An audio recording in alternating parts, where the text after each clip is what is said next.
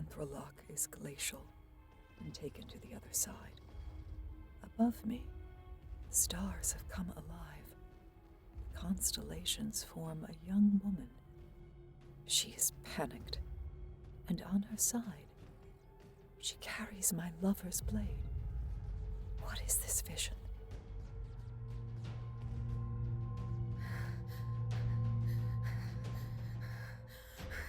It breaks Gontelar's spear in half and tosses the pieces to the anvil. I've been waiting for you.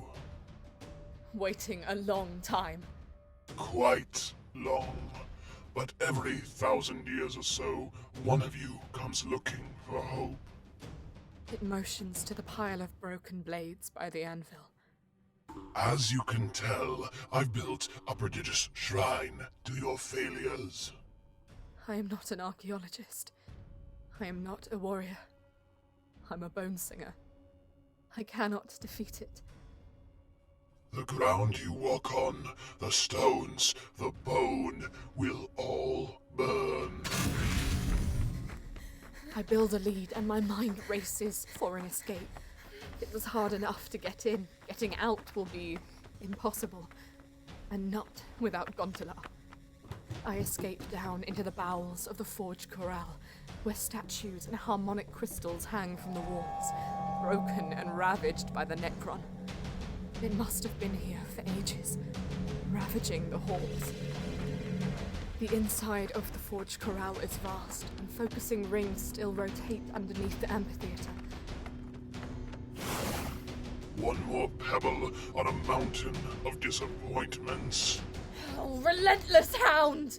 The hell-bent spectre dedicates all of its energy and effort to changing state, shifting through pillars as it follows me.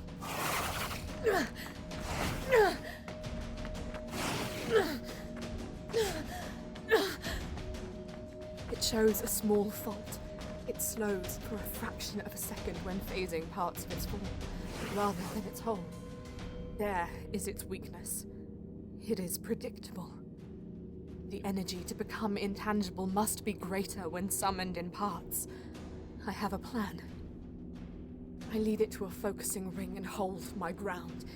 It takes a direct path with murderous intent. I will reduce you to ash and pour you through my fingers with utter satisfaction. Unsurprising. I fire, and its abdomen phases, slowing the fiend for the heartbeat I need to slide back beneath the ring and tap its ignition room. Tumbling back, it follows a direct line through each ring, one by one. The ignition thrums to life, and I roll away. Its weapon ignites, and the fiend swings with deceptive speed. I'd raise my pistol as a shield and try to dodge, but I'm too slow. My hand is broken by impact as he hits the repulsor. Immortai succeeds again. I never fail to impress. It swings again. I unsheath my blade.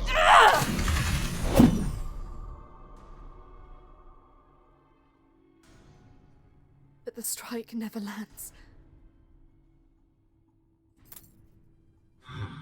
Very clever.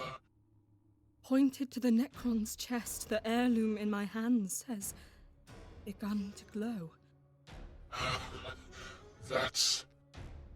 I see surprise on Death's face. No. Horror. The blade is an inch from the Necron's chest. Slowly, it steps back, weighing what has happened. How can that thing still exist? I look at the blade. What does he see?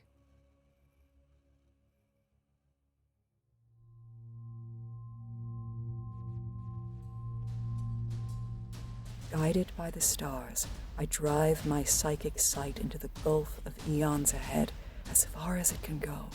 I scry the endless futures.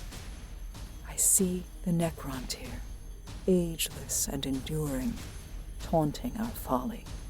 I see a shadow. This child, empty-handed and staring down death. The schemes of fate are clear to me. We have lost this battle, but the war will go on for millennia. That must be it. By crone and cryptic sight, I know what I must do. I take Rillis Lydiantrill from my lover and clench it hard. I kiss Lanthrolock on the cheek. Goodbye, love. I will see you again. I break from the circle and vault through the Necrontyr, Gontelar carving a hole through their ranks. I bound through their line and escape. There is a river not far from here. I run to the edge of the rocky shore, hidden amidst the blowing debris of the battlefield. I reach the river and rechristen Rillis Lydiantrill, Agtrill, and slide it assuredly into the water. I plunge my hands into the icy water and weigh it down with as many rocks as I can pull. Like a cosmic wave, my sight expands. I see thousands of years from now, when Agtrill is found. Your numbers dwindle, little ones. The Necrontyr arrive at the edge of the bank. Farewell, witch.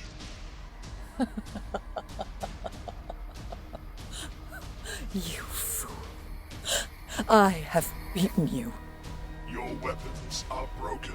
Your wraith blades are dead. I do not fear one witch and her lance. One blade is all it will take. Kill her. The Necrontyr flow down onto the edge of the river. In Lanthrolock's name, I give them no quarter.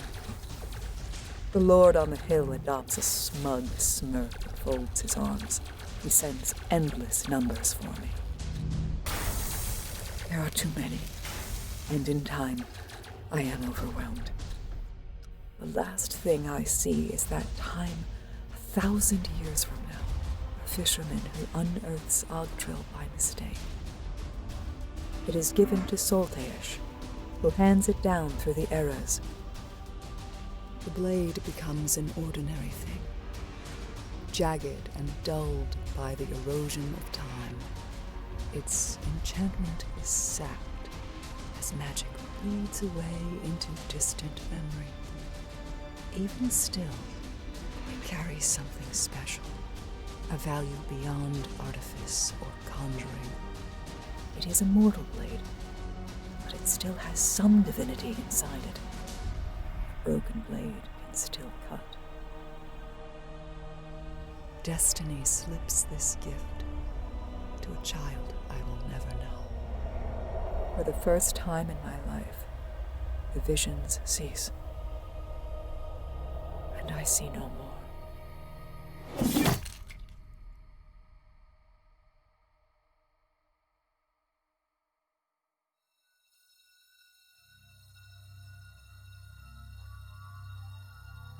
I feel two hands wrap around my wrist and support my grip. They steer me to my feet and a posture that feels right. Something about this moment has ignited a fire within it.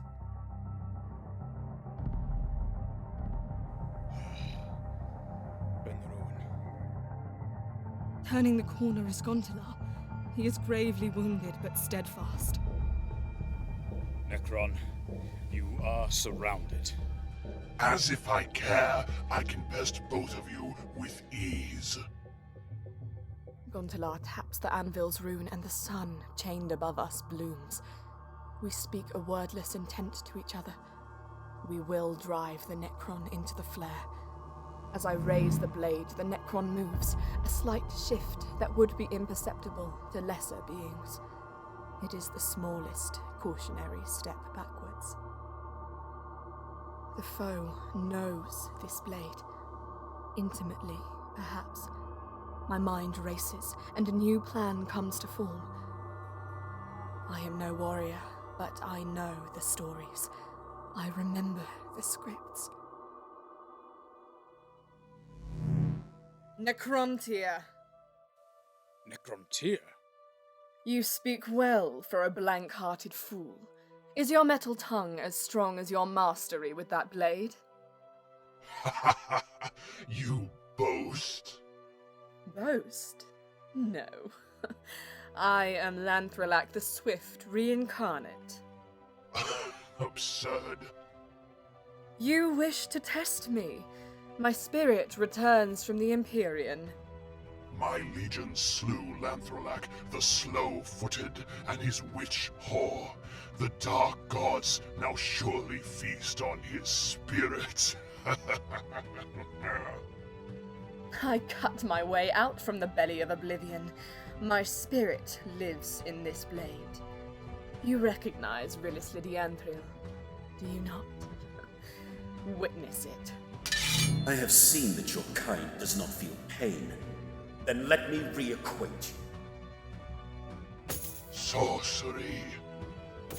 Its laughing stops. This blade was bathed in this very star to unmake you. You remember how it stings? Witness it. Your legion is broken, Crypt Lord. I take a step forward with Gontelar. We'll have our decisive strike before long. I must have sons and daughters. I will unmake each and every one of you. Do you fear Necrontyr?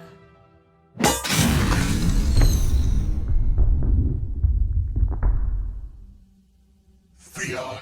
Does a king fear a rodent? Why should I take issue with trifling pests? Why should I have any reason to fear this flesh blight before me?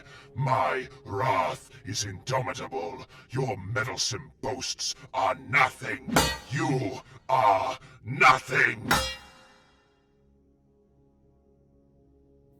One blade is all it will take. But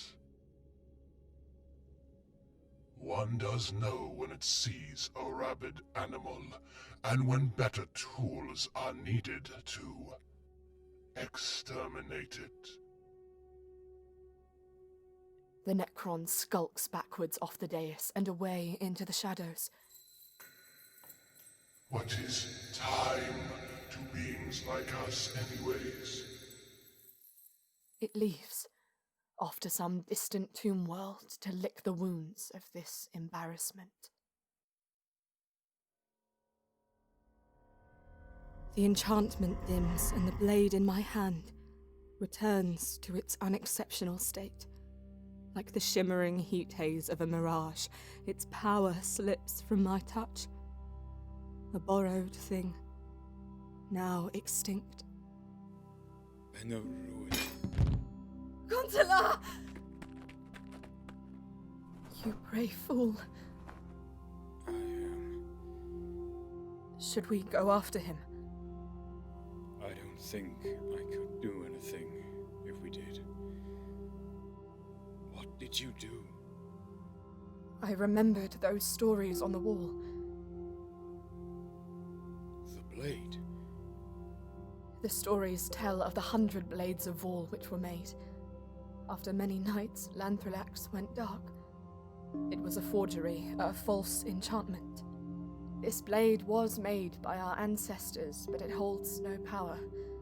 Not that the Necron knew this. You bluffed. With a counterfeit blade. I rather say that I used our superior intellect. What did you expect? That it would ignite with solar fire and reckless abandon? Nearby, the sunbeam of the forge closes and swirls down to a dormant hum, a cool white light filling the amphitheater. Masterful. Sit with me. Yes.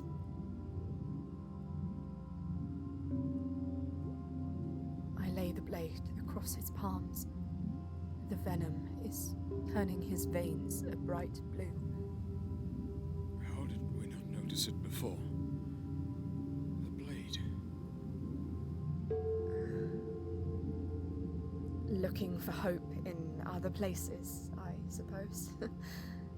It's a relic, but how could we have known? Gontelar's grip tightens around the blade.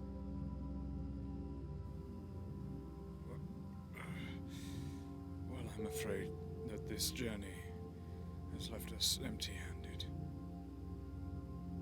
Look. They destroyed all of the weapons in this place. I look up at the murals and stories glimmering on the walls around us. I feel our ancestors in the engravings, each rune written in their script, our shared language. Perhaps for the first time since the fall, an Eldari gives an honest smile. No, it hasn't. We have this. We can't enchant it here. We don't know how. Maybe we don't need to. It is a legend. A god blade that fell, was returned, and is redeemed. That is a story worth telling. It is a sad story.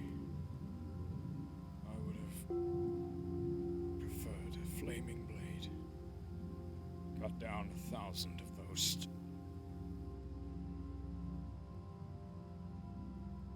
Gontelar's hands slowly open as his body succumbs.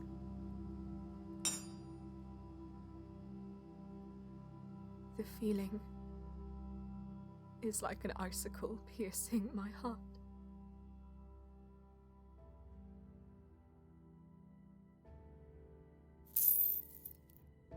I unbuckle the brooch around his hip and take his spirit stone. The nectar of his soul is protected within. I hold back the surge of emotions. We'll return to the craft world, Gontelar. Tomorrow. Tomorrow?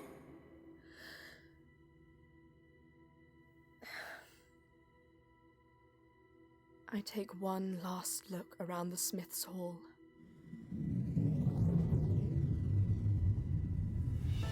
The sun above begins to shrink, released into embers that blow into the hall like a shower of light.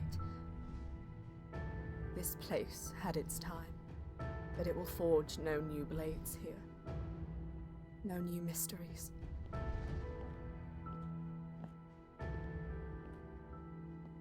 The last grain of sunlight flutters down behind me as I leave the ancestral home. It will stay here. Quiet and dark. Until someone else comes looking.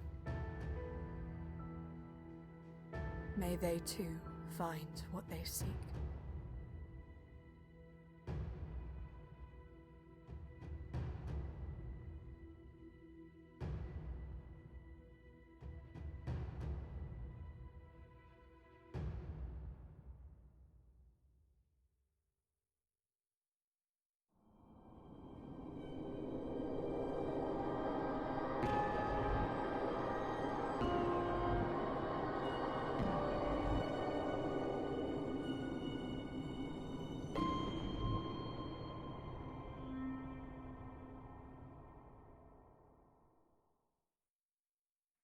Hi everyone, Colin here. Thank you so much for listening to this production of Agtrill, the Counterfeit Blade.